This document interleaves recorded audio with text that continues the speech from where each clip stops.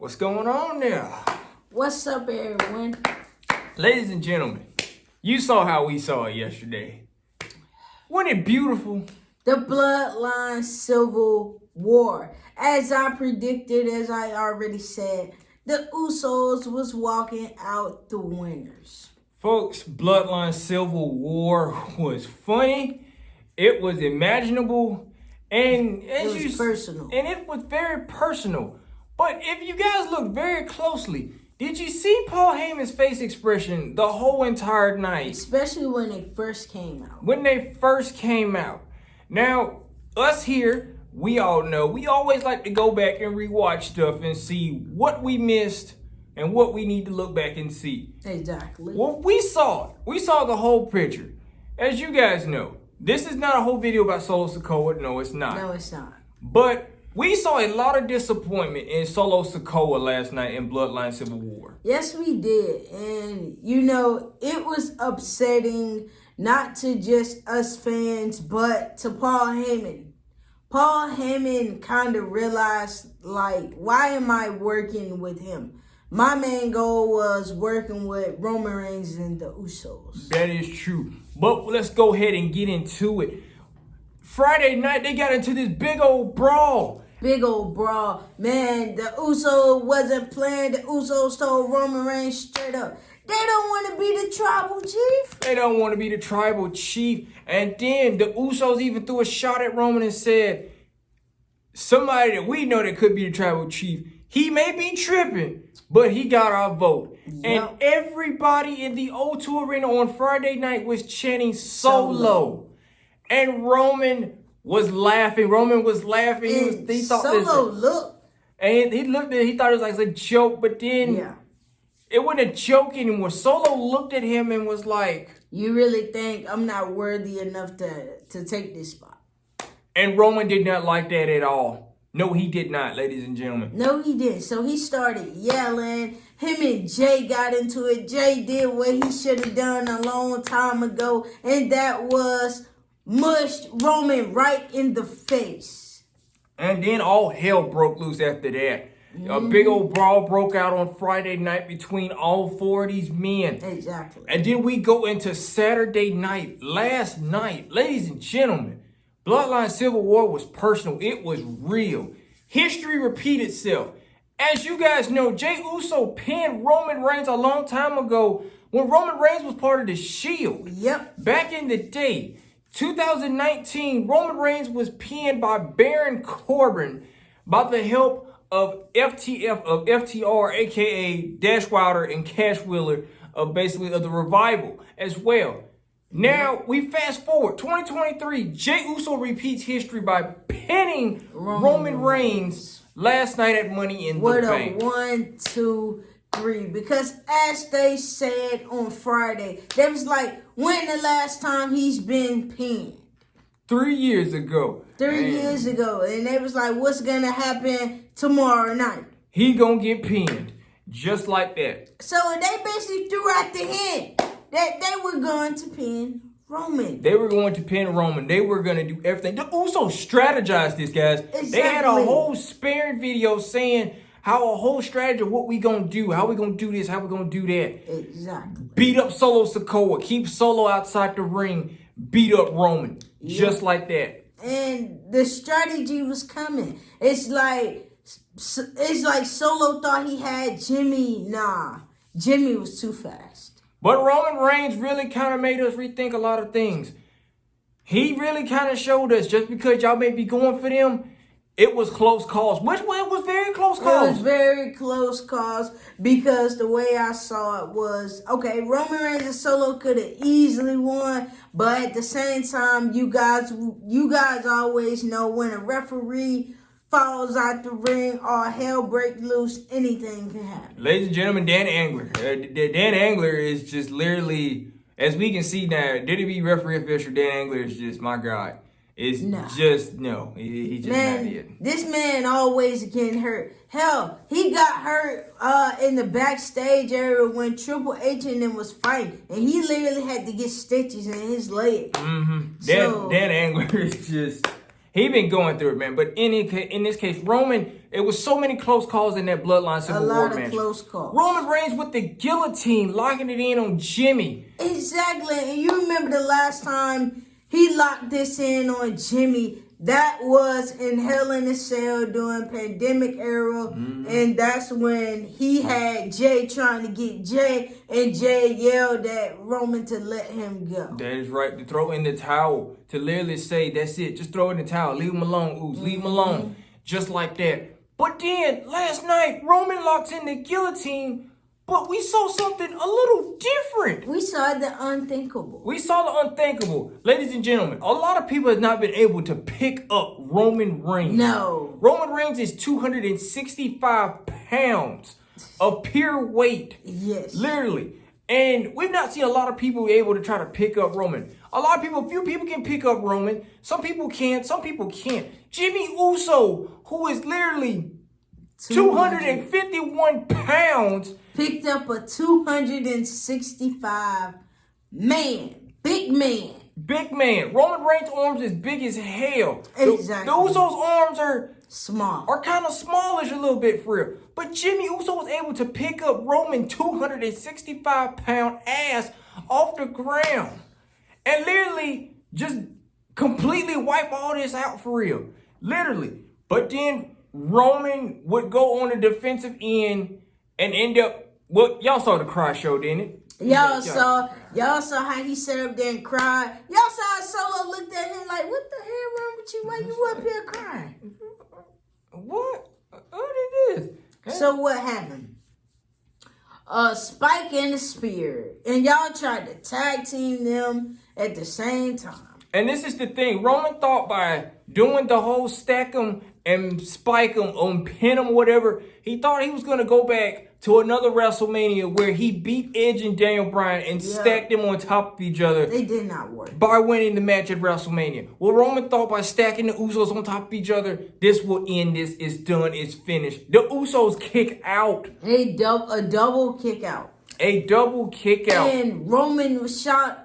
Solo was shocked. It's like Solo didn't know what to do next. Roman damn sure knew he didn't know what he had to do next. Because Roman keeps thinking that the Usos are these little cousins that I have beaten before over and over again. Exactly. And can manhandle them and do everything for real. Because earlier when Roman Reigns arrived in London, he was up there just smiling and cheesing, saying, I get to beat up my little cousins again. So it's like, it wasn't this whole Bloodline Civil War, you guys. It wasn't just about these four men. Take Solo out the equation. Take it out. It was just about them three. Those three men, Jey Uso, Jimmy Uso, and Roman Reigns, it's all about all three of these men. It's about them. It never had anything to do with Solo. Solosikoa was just getting eat up every moment. Once Solo think he had something, it just fall apart after that. Yes, it did. And Paul Heyman, it was bad when Paul Heyman had so much doubt. And Solo, it showed, man, Paul Heyman didn't even want to look at the camera. As you guys know, Paul Heyman is known for working with big major stars. And just like Roman Reigns a big major star. It was a big major star. As right now, I'm going to be honest with you, we can't say that right now because Roman Reigns back in the day was unbeatable. Roman Reigns is not unbeatable anymore. Roman Reigns is beatable. He's beatable. The Usos have made it very clear. We beat him. Y'all can beat him next. Exactly. It really showed the twins that, damn, it took us that long. It took us that long. Jey Uso, who was literally, just one part of the Usos, guys. Jey Uso, literally back in the day before we had these Jimmy and Jey Usos, it was face paint Jimmy and Jey. They were literally it was the whole locker room against the Shield. Because as you guys know, the Shield was busting through everybody. And the Shield was beating up everybody that came their way. And Jimmy and Jey was on the list too as well to get beat up, get manhandled by the Shield. And look what happened. The Usos, Jimmy, which is Jey, got the pin off Roman literally a long time ago when Roman was part of the Shield. Exactly. And then that happened yesterday. And it had Roman Reigns screaming, mad, to the point where him and Paul left Solo hanging. And this is the thing. After all the cameras stopped rolling, Roman took Paul and left Solosikoa where he was. Did not ask where Solo was. He left. At all. He left Solosikoa high and dry. High and dry, like you're the reason why I just lost, why I got pinned. Like, you supposed to play your part and do your part, but you didn't. So it's like Friday, they're going to be at Madison Square Garden. Of course, we know what's about to go down. Roman Reigns is finna put all of the blame on Solo, while he's putting the blame on Solo to the Usos. It's a big old celebration. It really is. And ladies and gentlemen, July 7th is supposed to be a huge Friday night SmackDown in Madison Square Garden, where it all begins again. That's an old slogan from back in the day. But guys, we're going back to Madison Square Garden. Roman Reigns will be in Madison Square Garden. He will be on Friday Night SmackDown this upcoming Friday. What more upcoming talent? But the main thing is, what's going to happen to Solosikoa? That is the main thing, guys. What is going to happen with Solosikoa? What's going to happen with Paul Heyman? What interaction are we going to get between these men? Exactly, because as I can see, Paul doesn't like working with Solo. Paul does not like working with Solo. As you guys know, Solosikoa was down in NXT. He had been trying to develop himself or whatever. And WWE thought it was best. Okay, he's Rikishi's son. He's the brother of the Usos. He's Roman Reigns' cousin. Let's bring him to the main roster. Let's put him part of the bloodline. And ever since then, this man can't even cut a decent promo. Well, Solosikoa does not even talk. That's the thing. We don't even give Solosikoa the decency to even talk or even say how he feels or nothing like that for real. He just sits here and he's just quiet. And he just do this. And he will give you a angry look face expression. It's like, what? Huh? And it's just like that.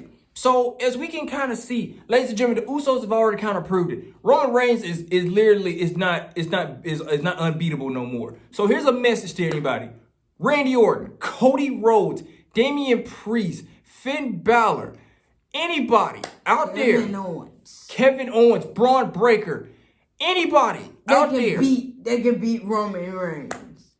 If Jeyuso can beat Roman Reigns in 2023, all of you guys that have lost to this man, you guys can beat him. Y'all can literally go back and redo what happened last time to y'all. If y'all got beat by this man one time, y'all can beat him this time. Exactly. Because right now, like they said up on Friday, the Usos said, if you lose, what are your consequences?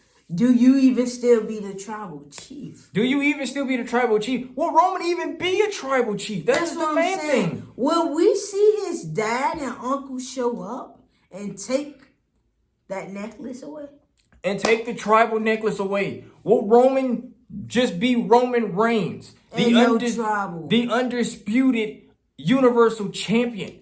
Will we not hear the word tribal chief no more?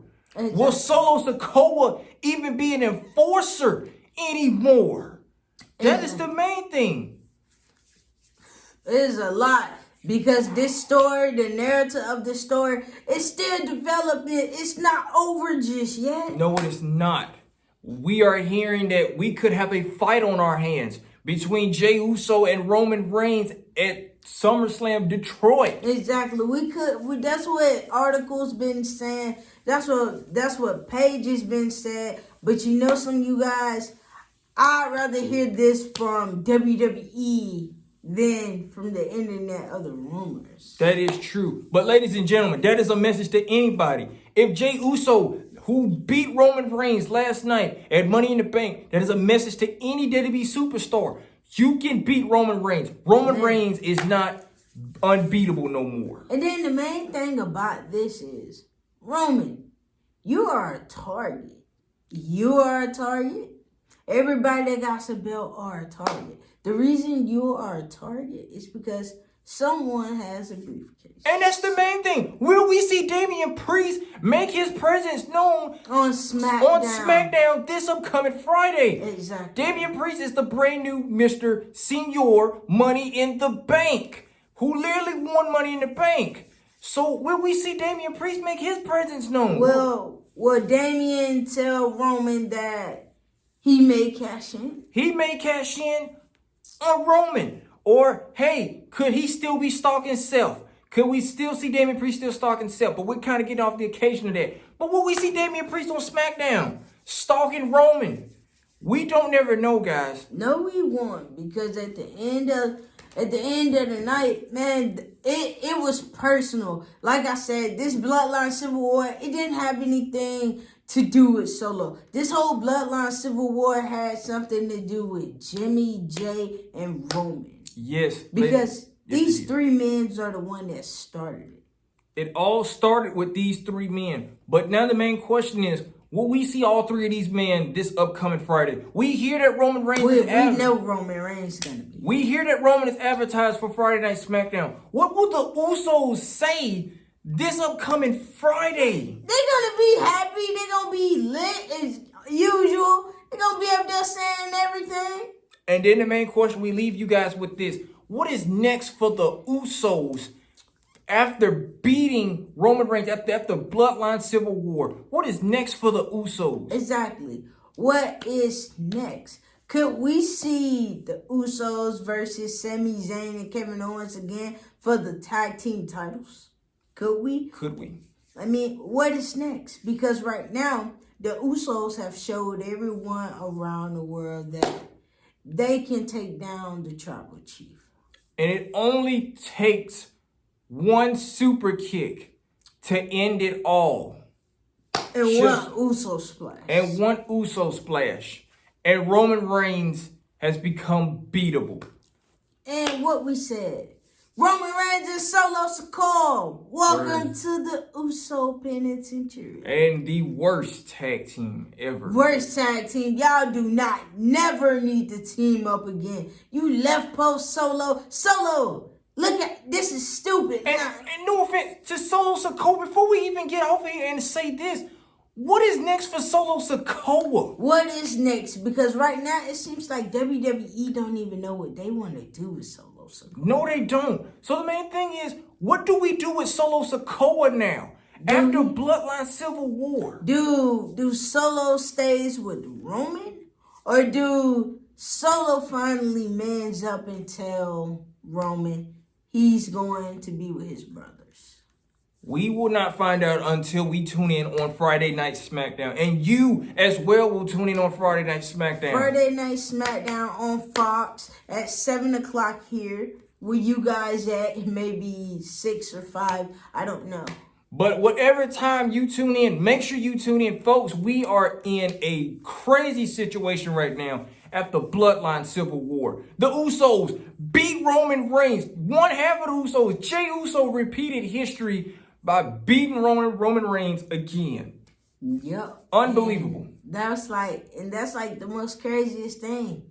It's the most craziest thing. I didn't know who was going to pin Roman. I didn't know if it was going to be Jay. And I don't know if it was going to be Jimmy. But I'm glad it was Jay, man, because I'm not going to lie. Jimmy picking up Roman, it took the breath out of Jimmy. It really did. But folks, that is all for tonight. Thank y'all for tuning in. Remember, this is not over. We are still rolling right now. Exactly. This Bloodline Civil War, the Civil War is done. It just beat. But this whole narrative, nah, it's not done. It's not over with. Yep, but we will see you guys soon. It was nice talking to you guys. Happy 4th of July weekend, guys. We will see you guys Tuesday. We will see you guys Tuesday. Happy 4th of July, like he said. Make sure you guys pop them fireworks, have some nice barbecue, whatever it is you guys are going to eat. Y'all drink some cold beer too as well. Nah, y'all don't gotta do that. Okay then.